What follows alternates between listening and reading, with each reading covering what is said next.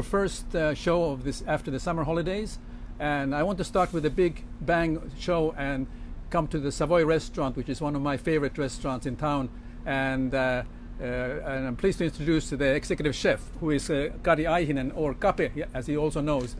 He's not only the chef here, but he also runs a very nice restaurant, not about a minute from here, called Roaster, if I'm not mistaken. Yes. Yeah, Roaster, yes. Roaster, and that's you're in partnership with someone to run the restaurant. Yes, I'm running altogether. I'm running 3 restaurants. Okay. In 2 cities. My hometown Turku. We also have the Roaster Turku restaurant. Okay. But in the minute of there, we have a Roaster Helsinki restaurant. And this is my hometown, my place, since 2005. Restaurant Savoy, and now we're standing here on a rooftop garden. We have about 300 plants, 40 different types of plants. Everything's going up: flowers, plants, herbs, and maybe a little bit of own chili also. Oh, very good. Yeah. So now Savoy is about over 80 years old, yes. And there's a long and distinguished history about how this restaurant started. But since you've been here, what are the changes in terms of the menu concepts, or is there a change, in fact, on menus and culinary concept for this restaurant? So can you just share with the viewers your point of view on that? No, first of all, we try to be the best restaurant in whole Finland, making good food with the Finnish ingredients. But we are very big restaurants, almost 6.5 million turnover per year. Oh. So we are big business also. So everyone can understand that we don't have enough Finnish ingredients. Yeah. But what we try to be, it's a narrow line. We're making a traditional marshmallow pie, berry pie, or the Savoy forsmak. Okay. We try to be the nouvelle trend cuisine. Yes. So it's a narrow line what we try to be. But we are making 5 lunches per week, 6 dinners per week, and what we try to be is. My chefs, I have 15 chefs in the kitchen. They do what they want to do every day. I'm making a no or yes. But my people, my staff, my chefs, my sommeliers, my restaurant managers, the best and the biggest part of this the whole restaurant. Yeah, that makes a world of a difference. Yeah. But that's interesting. I know you mentioned the forsmak, which is something that the restaurant was famous for by the Field Marshal Mannerheim and etc. What are sort of the popular things people come here? Because now you're in the tourist season, or maybe the end part of tourist season. Then you get the sort of the business. All the lawyers and politicians come here for the business lunches. How is that affecting how your menu is changing, or is it any change? No, if you think about the all over the year, yeah. We have the 4 seasons: winter, spring, summer, and the autumn time. We're starting with the blinis and the vendors row in the winter time. Then we go to the springtime asparagus. We try to be as gastronomical season. All the best ingredients all over the world. Asparagus from Holland. Now we're putting the wild duck from Finland, also the berries, mushrooms. Now it's the best and the biggest season in the whole Finland. This autumn is coming. Hopefully it's a little bit raining more. Yeah. We needed and wanted the wild fresh mushrooms. Yeah. But this is the Savoy's philosophy and my philosophy. Use the best ingredients what you have in the season. Now, in order to get the best ingredients in the season, do you have some very specific local farmers or local suppliers, or how do you manage to get the best of the ingredients that you need? No, we use all the best small suppliers from the Piipanoja now, all the cold smoked fish, Oulujärvi coming all the fresh crayfish. We are boiling them themselves. Salla area coming for the reindeer, and now we have the small producers for the cheeses, and then Liisa Lindros or the salad. But this is our biggest area also. This is our rooftop garden, and in the roof there's also the 200,000 own bees, city bees, making also their own honey, about 300 kilos. But we are big history. We are having a big history. I am coming back to home 2005, so past 13 years we have a famous and known food suppliers in all over the Finland. Yeah. No, I noticed. I left Finland and I came back in the late 80s, and at that time I remember what the best thing you can get on the menu was the grilled salmon with saffron sauce. And then when I came back now, I think I couldn't believe my eyes how things have things have changed. I mean, the chefs are coming out of the kitchen to talk to the customers. They're not the serious guys who are sweating in the back, but they're actually coming out. And I notice you're doing that also. You are in fact quite well known outside the kitchen through your different kind of programs. So tell what's happening in that sense.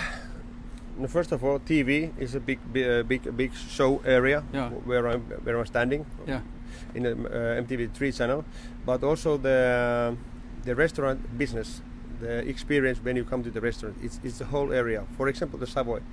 We need a good sommelier. We have a good space. We have the live pianist. It's not only the food. It's not only the wine. It's the whole experience. When you come first to the restaurant, and when you close the door after the restaurant, it's the whole business in the restaurant. That's the biggest changes past 5, 10, 20 years. That the people know me. I have to come to the table. Now we have the wild my boiled crayfish to you. We have a wild duck, and we have to come close to the customers, make it a good feeling. That's the biggest difference the past 5 years. But I noticed also that during the time I was still here, I noticed that not many kitchen professionals left outside Finland at all. But I now notice a lot of young guys are going outside, soaking up, they get close to the sun, work with the best in the world, and then they come back again. Have you noticed that trend here, or is it mostly that you learn from the homegrown? No, I think my answer is that the world is quite global now. We have Instagram, Facebook, we have internet, email, everything. You can watch the food live from your iPhone or cell phone all the time. So if you watch the food pages from Instagram, the food is quite similar all over the world, because now it's it's a global thing. I can watch Restaurant Key from Sydney, what Peter Kilmore is doing. I can watch the Thomas Keller from French Laundry, and making this experience into my kitchen. That's very good. Now I noticed the same. Now you're involved, not besides the different TV programs, but are you also doing mentorship with the younger chefs? Are there some activities in terms of preparing them for competitions or so on? I try to be. My biggest goal that my people have to be and feel well every day. When they come to the work, they have clean aprons, clean jackets, all the work in the development, the ovens and the trays have to be the good shape that they can be the best every day. Because this is such a good profession that every day is a game day. Sure. So what is your take? I mean, I don't follow Michelin star categories so much. I mean, I used to do that, but to me that is not my thing anymore. But I noticed that there are some. They come here and they're looking at 55 restaurants, from pizza restaurants to your restaurant to all the other names here around the street here. What is your take in the importance of getting a star, or having just a fork and knife and a plate on description? My opinion, I have been working in 2 Michelin star restaurants. Chef Dominic, 2 Michelin star. G.V. Sundmans, 1 Michelin star. I'm 46-year-old, father of the 2 boys. So what I try to be that you have to feel good in my restaurants. Even though I have Michelin star restaurants or fork and knives. This is now in the big business. You have to feel well. Somebody have to make a good wines, have to clean table. So I don't need any Michelin star. I have good customers, good feeling that you come and leave to my from my restaurants with a good feeling and smiley faces. I mean that's I share with you that principle, because it has been a little bit getting out of hand, and there are people who are taking so seriously the business that we are a small country. If you're looking for a past in Helsinki, Postres bankrupt, G.V. Sundmans bankrupt, Chef Dominic, Luomo, so many Michelin star restaurants have going down. So this is a big city, or we are building 20 new hotels in Helsinki.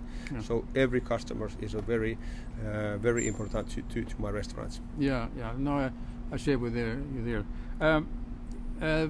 When you do, how did you get involved with these TV activities? Because I think besides yourself, there are other of the chefs who are active there. What is your? I mean, how was it to start? I mean, because you came from the kitchen and then suddenly you are in front of a camera. No, actually, my TV career started in here. One of the producers was having a lunch in the Marshall Mannerheim's table, 2012. And Kape, come to sit to my table. We making a talk, and it's in the same week when we have Midsummerfest, Juhannus, and in the middle of August we're starting making TV shootings called Kauppauskeittiössä. Yeah. Now we're making a fifth season in a row, so. Yeah. That's life. That's life.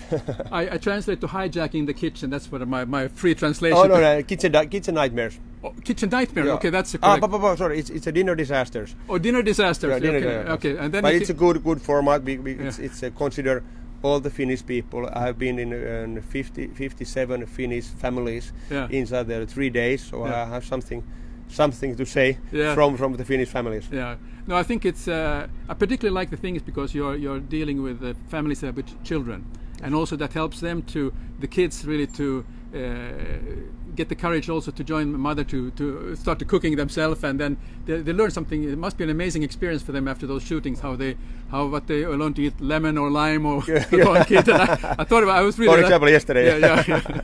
Yeah. I think the biggest goal, what we have to do, put all the family to the kitchen at your home, because in the children there's lots of power and the courage from the children. Put all the family to the kitchen, make the food together, making smiley faces and make it together. Yeah. I think that's a very good principle. We need more of that, because a lot of people are eating alone food and they are bulk food, and then we have no taste. So and also we have to make the food time. 7 o'clock it's a dinner time. Yes. 9 o'clock breakfast time, all together in the same table. Not the iPhones, not the iPads. Yeah. Having a food time, making lunch time, dinner time. I can guarantee the viewers. I know we have viewers from US and Germany, even Bangladesh. I can guarantee you that Kape is making an impact, because he has really done.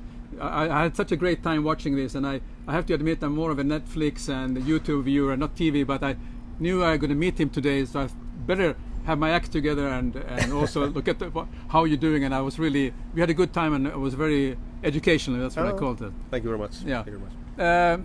Well, I know we have covered the culinary side. We covered the Savoy and also the TV side of things. But now, after you take your apron off, you go home, and what is the kind of comfort food? What is the stuff that you like to say that? Okay, this is what I'm going to eat today, because I'm off. Not off duty, but it's a different world for you.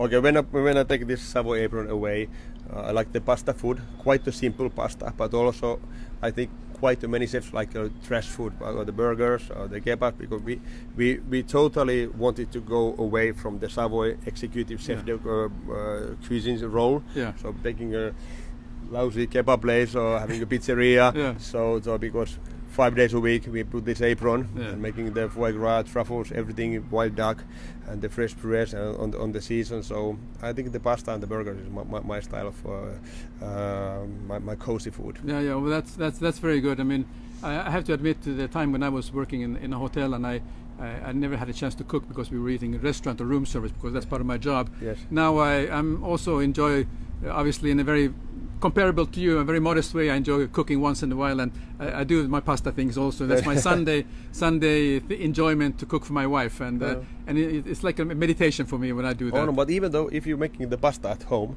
make it good with the butter, with the sea salt, maybe fresh herbs on the top. It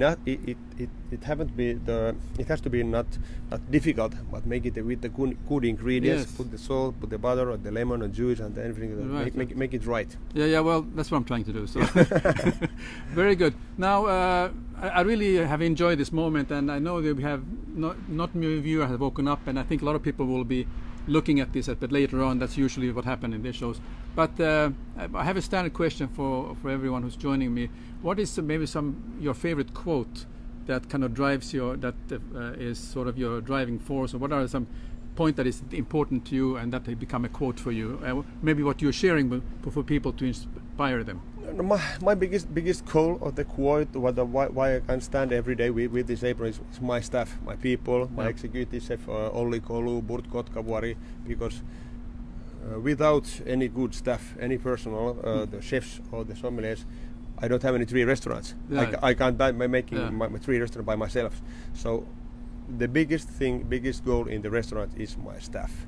If I have good staff, you can feel like a customer in my restaurant. If I have bad staff, you don't have any good feeling. So my staff, my people, my closest, the dearest people in the kitchen or in the restaurant side is the biggest goal and the most important thing in my 3 restaurants. Okay, that's very good, very good.